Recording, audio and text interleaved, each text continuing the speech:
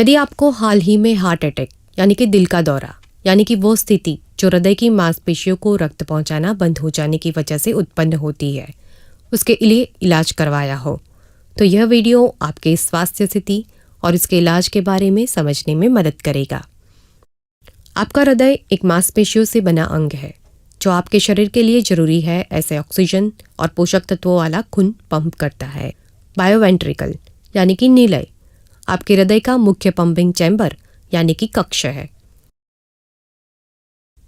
जब आपका बायां नीलय वेंट्रिकल यानी कि नीलय संकुचित होता है तो वो शरीर की बड़ी आर्टरी यानी कि एओर्टा यानी कि महाधमनी के द्वारा ऑक्सीजन युक्त रक्त पूरे शरीर को पहुंचाता है।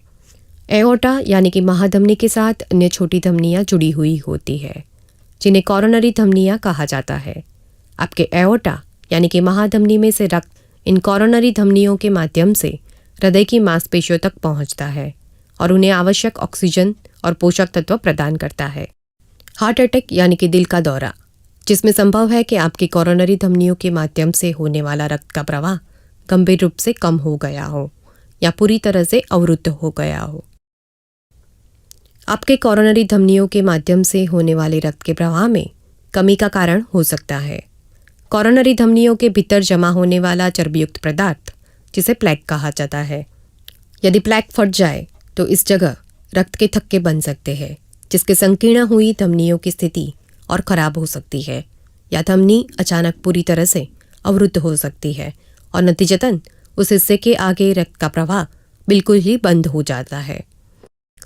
आपकी कॉरोनरी धमनी अवरुद्ध हो जाने के कारण यह धमनी हृदय के जिस हिस्से को रक्त प्रदान करती थी उस हिस्से को रक्त द्वारा प्राप्त ऑक्सीजन और पोषक तत्व मिलना बंद हो गए। नतीजतन हृदय के उस हिस्से की मांसपेशियां मरने लगी और काम करना बंद कर दिया। हृदय की मांसपेशियों के हिस्से को होने वाले नुकसान को हार्ट अटैक कहा जाता है। इस स्थिति को मायोकार्डियल इंफ्रैक्शन या एमआई भी कहा जाता है।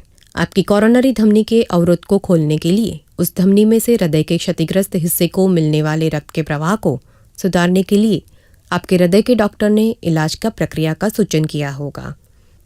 आपने जो इलाज की प्रक्रिया कराई होगी वो कॉरोनरी एंजियोप्लास्टी हो सकती है। कॉरोनरी एंजियोप्लास्टी में एक गुब्बारा लगा कैथेटर यानी कि प्लास्टिक की पतली लचीली नली को आपकी अवरुद्ध कॉरोनरी धमनी के अंदर डाला जाता है और अवरुद्ध वाली जगह पर गुब्बारे को खोला जाता है, जिससे वह अवरुद्ध कॉरोनरी धमनी खुल जाती है। यह संभव है कि इस प्रक्रिया में धमनी को खुली रहने देने के लिए धमनी में स्टेंट रखा गया हो। स्टेंट एक तार की जाली में से बनी पतली ट्यूब है जो धमनी खुली रखने में मदद करता है या अपने कॉरोनरी आर्टरी बाईपास ग्राफ्ट या सीएबीजी कराई हो सकती है। सीएबीजी की एक सर्जिकल प्रक्रिया यानी कि ऑपरेशन है जिसमें कॉरोनरी धमनी के बंद हिस्से को शरीर के अन्य हिस्से में से धमनी या शिरा लेकर बाईपास किया जाता है।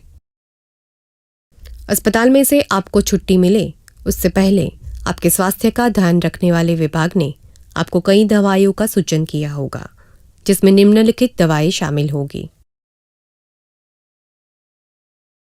मुंह से ली जाने वाली एंटीप्लेटलेट थेरापी यानी कि दवाइयाँ जो प्लेटलेट को एक दूसरे से जुड़ने से और रक्त के जमने से रोकती है। आपको बीटा ब्लॉकर्स नाम की दवाई भी दी गई होगी जो आपके दिल की धड़कन और रक्तचाप यानी कि ब्लड प्रेशर को घटाने में मदद करेगी। यदि आवश्यक हो तो एंजियोटेंसिन कन्वर्टिंग एंजाइम या ACE inhibitors, angiotensin receptor blocker या एआरबीएस और कैल्शियम चैनल ब्लॉकर्स जैसी दवाएं भी आपके रक्तचाप यानी कि ब्लड प्रेशर को कम करने के लिए काम करती है और आपके कोलेस्ट्रॉल को कम करने के लिए आपको कम चर्बी वाले आहार के साथ स्टैंड-इन दवाइयाँ दी गई हो सकती है। ये दवाइयाँ आपके जिगर यानी कि यकृत में बनते कोलेस्ट्रॉल को कम करने में मदद करती है। यदि आपको अच्छा लग रहा हो तो भी जरूरी है कि आपके फिजिशियन द्वारा दी गई सलाह के अनुसार नियमित रूप से अपनी दवाइयाँ लेना जारी रखें।